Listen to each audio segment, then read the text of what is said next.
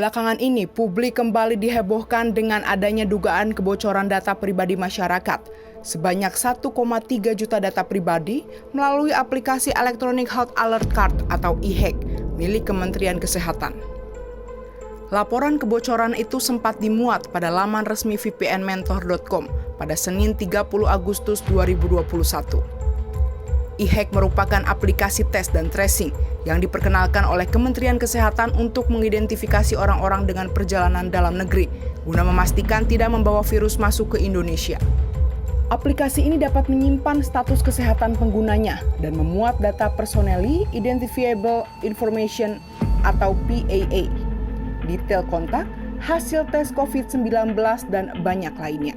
Mengetahui data pada aplikasi miliknya mengalami kebocoran, Kepala Pusat Data dan Informasi Kementerian Kesehatan Anas Ma'ruf mengimbau masyarakat untuk menghapus aplikasi e-HEC dan mengunduh aplikasi Peduli Lindungi.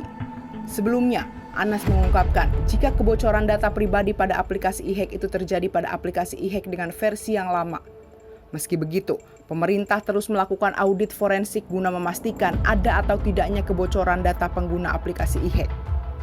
Menanggapi pernyataan pemerintah yang mengimbau masyarakat untuk menghapus data pribadi pada aplikasi e-HEC, Wakil Ketua DPR RI Sufmi Dasko Ahmad menilai bahwa penghapusan data pribadi pada aplikasi dianggap tidak mudah, sehingga yang diperlukan saat ini adalah Undang-Undang Perlindungan Data untuk memperkuat penegakan hukum mengenai permasalahan kebocoran atau pencurian data. Kalau Menkes bilang dihapus saja data itu, ya nggak segampang itu juga. Kita semudah itu ngomong ya dihapus saja. Kembali lagi nanti kita memang sudah memerlukan yang namanya Undang-Undang Perlindungan Data Pribadi. Nah ini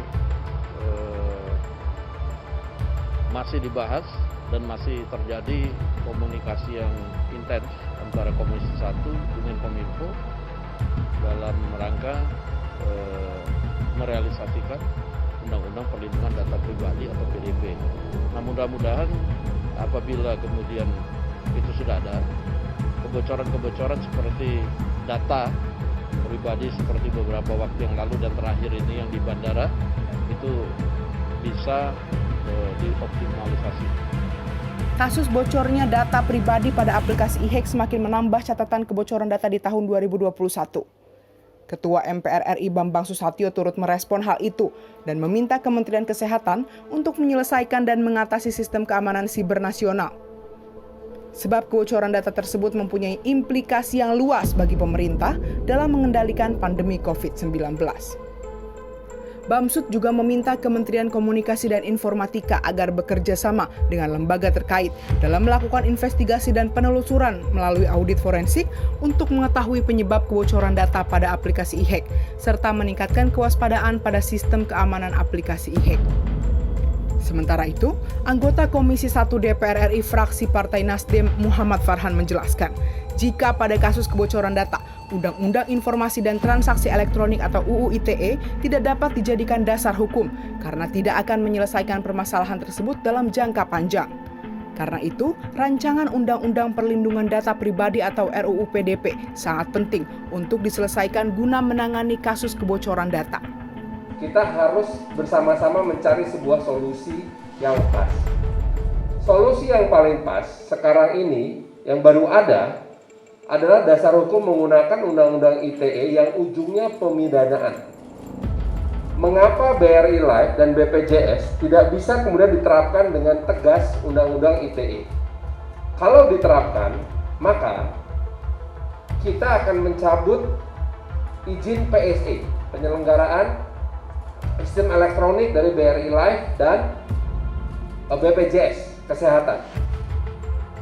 Maka kita semua sepakat di RUU PDP itu harus ada otoritas perlindungan data yang ujungnya nanti akan melahirkan sebuah profesi baru, yaitu Data Protection Officer.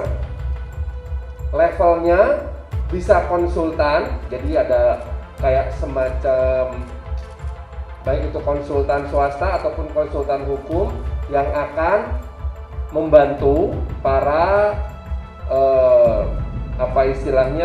penguasa data untuk mengelola penyimpanan, penguasaan, dan pengolahan data pribadi itu sesuai dengan undang-undang. Anggota Komisi 1 DPR RI fraksi Partai Golkar Dev Laksono menilai bocornya sistem penyimpanan data pada aplikasi e-hack disebabkan kurangnya perhatian operator dalam melakukan upgrade terhadap sistem yang ada. Dev menuturkan, lemahnya sistem penegakan hukum juga menjadi salah satu alasan. Karena saat ini rancangan undang-undang penyimpanan data pribadi masih menjadi pembahasan. Sehingga ia mendorong pemerintah untuk segera menyelesaikan RUU Perlindungan Data Pribadi agar tersedia perlindungan dan penegakan hukum yang tepat terhadap pencurian data. Ini berarti menunjukkan masih lemahnya sistem penyimpanan kita. Jadi masih mudah rentan di hack dan juga kurang perhatian daripada operatornya itu sendiri untuk tidak mengupgrade sistemnya, tidak membangun firewall dengan baik, ya, dan juga jaringannya pun juga mudah untuk segera dimasuki sehingga bisa dicuri data-data tersebut. Ditambah juga masih lemahnya sistem penegakan hukum dikarenakan payung hukumnya tentang penyimpanan data pribadi ini belum selesai juga. Nah, jadi secara infrastruktur, secara aturan hukum, dan mungkin juga secara sumber daya manusianya pun juga masih banyak kelemahan-kelemahan tersebut. Nah, maka itu ya, yang pertama harus dilakukan oleh pemerintah agar segera menyelesaikan undang-undang PDP tersebut sehingga ada payung hukumnya ketika kita melakukan penegakan hukum di dalam penyimpanan data. Lalu kedua, mengupgrade sistemnya, ya, dan tiga juga harus bisa proaktif kita merekrut hacker-hacker tersebut, ya, ahli-ahli coding dari yang kerap melakukan pencurian data tersebut untuk masuk ke di dalam sistem pemerintahan untuk melakukan pengamanan terhadap penyimpanan data kita. Dengan adanya pengalaman kebocoran data yang sudah seringkali dialami oleh beberapa situs perusahaan milik pemerintah, anggota Komisi 1 DPR RI fraksi Partai Demokrat Rizky Aulia Rahman menilai seharusnya pemerintah semakin paham akan pentingnya pembentukan lembaga otoritas perlindungan data pribadi yang dapat menjadi badan pengawas pelaksana undang-undang. Politisi Partai Demokrat ini optimis dengan adanya progres baik dari pemerintah mengenai pembentukan Undang-Undang Perlindungan Data Pribadi, serta akan mendorong penuh pembahasan rancangan Undang-Undang Perlindungan Data Pribadi hingga mendapatkan titik temu yang dapat dioptimalisasikan. Nah, tentu kita berharap dengan adanya pengalaman-pengalaman seperti ini, pemerintah ataupun Kementerian Kominfo bisa lebih memahami pentingnya terkait dengan pembentukan lembaga otoritas pelindungan data pribadi yang nantinya akan menjadi badan pengawas pelaksana undang-undang yang nantinya kita akan ciptakan bersama. Dari fraksi Partai Demokrat, kita selalu membicarakan, kita selalu menekankan pentingnya agar lembaga ini bagaimana bisa independen. Nah, tapi dari pemerintah, dari Kementerian Kominfo mempunyai pandangan sendiri, ayo kita cari titik temu. Ayo tunjukkan kepada masyarakat bahwa kita mempunyai komitmen yang jelas. Fraksi Partai Demokrat mempunyai komitmen yang jelas, saya yakin anggota Komisi 1, lintas fraksi mempunyai komitmen yang jelas. Kementerian Kominfo yang secara langsung mempunyai dampak yang besar atau peranan yang besar terkait dengan hal ini, penyelenggara pemerintahan harus juga menciptakan kesan bahwa kita semua berbaur, berembuk untuk menyelesaikan rancangan undang-undang pelindungan data pribadi yang semakin hari kita lihat kepentingannya semakin jelas. Ya, saya masih optimis. Kita masih optimis agar pemerintah, kemarin ada rapat anggaran dengan Kementerian Kominfo, dari Pak Menterinya sendiri sudah ditekankan beberapa poin bahwa harus ada titik temu dan lain sebagainya. Jadi kita lihat nanti kalau ada kelanjutan keberpihakan kepada masyarakat yang membutuhkan undang-undang ini, tentu fraksi Partai Demokrat akan mendorong sepenuhnya. Tapi terkait dengan prinsip pengawas atau badan pengawas atau lembaga pengawas otoritas pelindungan data pribadi, tentu ini harus ada titik temu di poin itu secara spesifik. Sedangkan anggota Komisi 3 DPR RI dari fraksi P3 Arsul Sani berpendapat jika sebaiknya publik jangan terlalu cepat menyimpulkan mengenai kebocoran data pribadi pada aplikasi e-hack. Ia pun meminta kepada jajaran Direktorat Cyber Polri untuk segera melakukan penyelidikan. Menurut Arsul, penyelidikan itu dilakukan guna memastikan lebih detail mengenai dugaan kebocoran data pada aplikasi e-hack, juga bertujuan agar apa yang disampaikan kepada publik itu memang sesuatu yang berdasarkan fakta dan bukti, bukan hanya spekulasi. Arsul juga mengatakan Undang-Undang Perlindungan Data Pribadi saat ini menjadi sangat penting dan dibutuhkan. Sehingga DPR dan pemerintah akan terus bekerja keras untuk membahas rancangan Undang-Undang PDP ini agar masalah mengenai kebocoran data dapat ditangani dengan perlindungan hukum yang baik dan bijaksana. Ini soal isu ya kebocoran data e-hack ya. Saya kira memang ada baiknya jajaran Direktorat Cyber Polri kita melakukan penyelidikan ya. Tentu kita tidak bisa buru-buru menyimpulkan bahwa telah terjadi kebocoran ya. Kalau kita ikuti dari apa yang disampaikan PSRN itu kan dibilang masih utuh itu data, berarti tidak terjadi kebocoran. Nah, ada baiknya ya itu memang benar-benar diselidiki. Jadi kita kemudian menyampaikan sesuatu itu tidak berdasarkan spekulasi, tetapi berdasarkan fakta dan bukti. Nah, terlepas dari soal kasus itu, hemat saya memang Undang-Undang PDP Perlindungan Data Pribadi itu menjadi memang sangat penting untuk bisa diselesaikan. Kejadian bocornya data pribadi yang berulang kali terjadi ditanggapi anggota Komisi 9 DPR RI Saleh Partaunan Daulay. Ia mengatakan DPR akan terus mendorong pemerintah dalam melakukan perbaikan sistem yang ada saat ini dikarenakan dalam situasi pandemi COVID-19 Indonesia akan semakin membutuhkan teknologi dalam kehidupan sehari-hari. Sebelumnya, dalam rapat kerja Komisi 9 DPR dengan Kementerian Kesehatan, pemerintah mengatakan bahwa data pada aplikasi e-hack ini dikerjakan oleh pihak ketiga. Meski begitu, Komisi 9 tetap meminta pemerintah untuk bertanggung jawab atas kebocoran data yang terjadi. Kita mendorong kepada pemerintah untuk memperbaiki sistem yang ada ini sekarang. Karena semakin lama kita berhadapan dengan COVID ini, maka semakin banyak kebutuhan kita terhadap teknologi seperti ini. Jadi karena itu ini tidak boleh bocor dan mestinya semua apa yang ada di dalam e-hack itu hanya bisa dievaluasi secara internal oleh Kementerian Kesehatan. Nah, karena itu sekarang kita berharap ada penyempurnaan sistem yang hampir sama dengan ini tetapi yang lebih aman, lebih terjaga dan tidak bocor datanya ke masyarakat luas. Tentunya kemarin pada saat rapat dengan Kementerian Kesehatan, ini pertanyaan sudah disampaikan kepada Kementerian Kesehatan. Jawaban yang disampaikan pada kita bahwa memang e-hack ini dikerjakan oleh pihak ketiga, artinya tidak langsung dikontrol di bawah Kementerian Kesehatan. Tapi meskipun demikian kita tetap meminta tanggung jawab pemerintah. Kenapa? Karena orang mau ikut memasang e-hack itu justru karena ada aturan yang dikeluarkan oleh pemerintah. Wakil Ketua DPD RI Nono Sampono juga menyoroti hal ini. Menurutnya, berbagai hal yang menggunakan elektronik akan rentan untuk dimanfaatkan pihak-pihak tertentu. Logika ini bicara logika umum. Selama kita menggunakan sistem, dan sistem itu menggunakan alat elektronika, alat-alat media, apapun juga, itu menurut saya tetap sangat rawan. Apalagi kita ini bukan negara produsen. Kita beli alat, menggunakan alat yang bukan kita bikin sendiri. Itu satu. Yang kedua, ada pihak-pihak yang punya kepentingan untuk menguasai Indonesia ini dari segi politik, dari segi ekonomi, dan keamanan.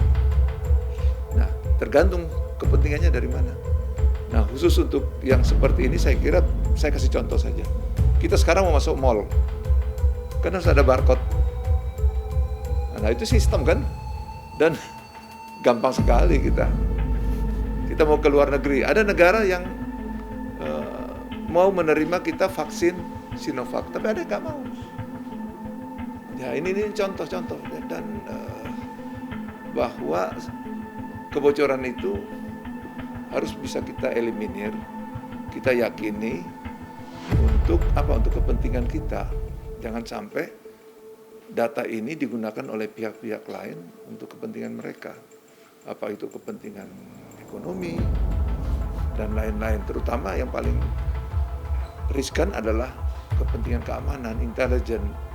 Dan itu kan sangat vital itu ya. Ya, oleh karena itu apalagi kita tahu ancaman dunia misalnya teroris itu juga penting.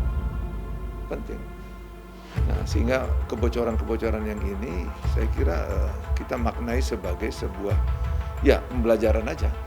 Kita lebih protektif, kita menggunakan satu alat, kita desain sebuah sistem harus dilengkapi dengan barikade-barikade yang sistem lain untuk menutup. Karena ini penting untuk kebutuhan domestik Indonesia. Dirinya mengkhawatirkan data-data tokoh penting akan bocor dan bisa dimanfaatkan pihak-pihak yang tidak bertanggung jawab. Perlu, karena begini, jangan sampai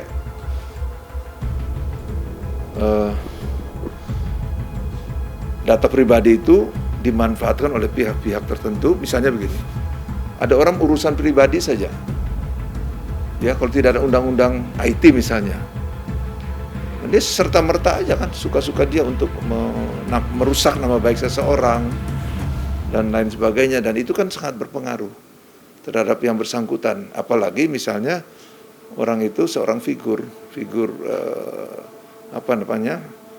yang harus dijaga privasinya, ya, dan lain sebagainya, dan menyangkut masalah kelembagaan, masalah negara, masalah daerah, masalah dan seterusnya. Dan saya kira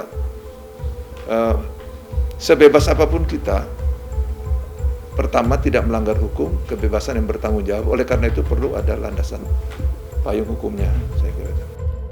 Sementara itu, staf ahli Kemenkominfo Henry Subiakto mengatakan bahwa persoalan keamanan cyber bukanlah tanggung jawab Kementerian Komunikasi dan Informatika, melainkan tanggung jawab dari Badan Cyber dan Sandi Negara. Menurutnya, keamanan cyber merupakan persoalan yang cukup besar.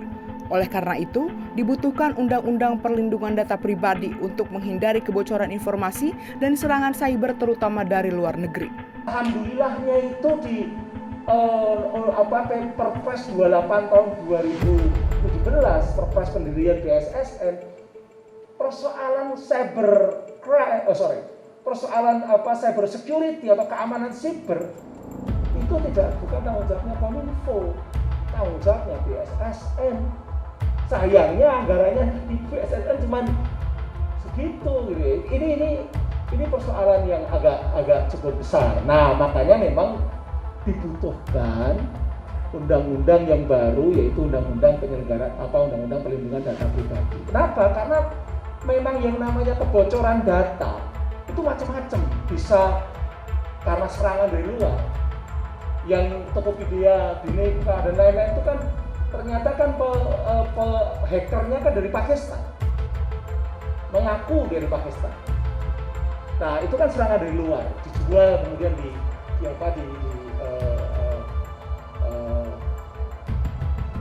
media sosial, ya, dijual di media sosial. Bisa dari luar serangan cyber, bisa human error. Mengenai pentingnya Undang-Undang Perlindungan Data Pribadi yang saat ini sangat dibutuhkan Indonesia, pakar keamanan cyber Alphonse Tanujaya mengatakan, Undang-Undang Perlindungan Data Pribadi yang nantinya hadir diharapkan dapat membantu korban dalam mengatasi permasalahan kebocoran data yang terjadi dengan adanya pertanggungjawaban secara hukum dari pihak yang bersangkutan. Undang-undang PDP ini sangat krusial dibutuhkan oleh Indonesia. Walaupun sebenarnya di dalam prakteknya, dalam kenyataannya, kita jangan lihat Indonesia saja, di negara maju, Singapura, di Amerika, undang-undang yang mengatur data pribadi ini, walaupun sudah dirancang sedemikian rupa dan sedemikian cepat, tetapi selalu tertinggal dari perkembangan teknologi dan pemanfaatan data. Nah, jadi bayangkan, di Amerika yang demikian maju, undang-undangnya saja tertinggal, jadi pemanfaatan datanya, perkembangan datanya luar biasa, apps-nya juga berkembang dengan cara pemanfaatan yang belum pernah terjadi sebelumnya. Nah, di Amerika saja tertinggal, apalagi di Indonesia yang proses undang-undangnya saja lama gitu loh. Nah, UU PDP ini kita harapkan setidaknya bisa sangat membantu. Di mana membantunya? Salah satunya adalah orang IT sekarang kalau mau minta ke manajemen atau decision maker, Pak, tolong saya butuh dukungan untuk budget untuk security. Nah, security ini adalah sesuatu yang tidak kelihatan, sesuatu yang intangible gitu. Nah, jadi orang cenderung akan kalau nggak kelihatan, nggak merasa ada kebutuhannya, ya sulit untuk di approve gitu. Nah, akibatnya budget untuk security rendah, secara tidak langsung berdampak kepada pengamanan data dan server. Nah, lalu bagaimana UU PDP ini bisa membantu? Nah, di dalam UU PDP ini diharapkan bisa ada sanksi yang jelas kepada manajemen. Jadi kalau misalnya terjadi kebocoran data karena keteledoran, jadi manajemen atau decision maker yang berkaitan dengan bocornya data ini bertanggung jawab secara hukum. Nah, itu yang akan membuat mereka berpikir panjang sebelum menolak. Jadi harapan kita seperti itu. Beredarnya dugaan kebocoran data e-hack ini tentunya mengundang perhatian masyarakat yang resah terhadap keamanan data pribadi milik mereka, serta turut mempertanyakan bagaimana kebocoran data itu bisa terjadi, padahal data tersebut ditangani oleh pemerintah. Berikut tanggapan masyarakat mengenai adanya dugaan kebocoran data e-hack milik Kementerian Kesehatan yang menyebabkan 1,3 juta data penduduk terekspos. Bisa bocor, kenapa itu? Mungkin security-nya kurang bagus atau gimana? Kok bisa nggak masuk akal, kok bisa bocor gitu sampai besar lagi ya angkanya. Ya tanggapanku mungkin keamanannya kurang terjaga. Mungkin kalau saranku sih ke depannya mungkin harus lebih diperbaiki tingkat keamanannya ya. Terutama itu sampai berapa M sih itu? Berapa ini kebocorannya itu? 1,3 juta ya? Oh gila sih itu. Mungkin keamanannya kurang banget itu. Kalau untuk keamanan terjamin kemungkinan besar pakai. Kalau terjamin keamanannya ya. Kalau pendapat saya sih masih penuh tanda tanya. Kok bisa lah gitu kan? Dan sebenarnya sih untuk data yang bocor itu kita maklumin asalkan jangan disalahgunakan aja gitu. Untuk sarannya sih untuk kedepannya lebih diperketat lagi untuk security sistemnya agar data-data asli kita itu nggak sampai disalahgunakan oleh pihak yang tidak berwajib. Mungkin kemungkinan besar akan menggunakan aplikasi tersebut. Bocornya data EH itu sebenarnya kan EH itu dari ini pemerintah ya sebenarnya. Pemerintah sebenarnya dari pemerintah kurang quality control. Nah, sebenarnya kalau untuk merugikan masyarakat pasti satu karena itu ada nick bisa disalahgunakan oleh orang oknum yang tidak bertanggung jawab. Nah, saran saya adalah karena tidak semua orang Indonesia itu punya aplikasi seperti itu, ya kan? Nah, yang sudah punya aplikasi seperti itu sebenarnya orang yang sudah pintar dan sudah mengerti teknologi, seperti itu. Nah, untuk saya minta kepada pemerintah untuk lebih quality controlnya masalah aplikasi itu lebih diperketat keamanannya untuk kesinambungan keamanan seluruh rakyat Indonesia. Karena menurut saya vaksin itu kan nggak hanya orang menengah ke atas ke bawah semuanya ada kan, saya bilang gitu. Dengan orang yang tidak mengerti tentang aplikasi itu pasti akan merugikan orang tersebut. Kalau misalnya NIK itu kan dari kayak pinjam-pinjaman online itu kan dari KTP juga dari ini kan. Ya pokoknya kurang quality control untuk lebih meningkatkan quality controlnya kembali. Saya sebelum belum pakai aplikasi itu, tapi nanti saya akan pelajari dulu seperti apa. Menurut saya sih itu merugikan ya, karena kan itu datanya bisa dibilang rahasia gitu kan ya, kenapa bisa bocor sih? Pihak kepolisian yang telah menyelidiki dugaan kebocoran data masyarakat pada sistem aplikasi e-hack ini tidak menemukan upaya pengambilan data pengguna pada server aplikasi tersebut. Bareskrim Polri pun memutuskan untuk menghentikan penyelidikan dugaan kebocoran data pada aplikasi e-hack. Lantaran Direktorat Tindak Pidana Cyber Bareskrim Polri telah menyimpulkan bahwa kebocoran tidak terjadi karena adanya upaya pembobolan.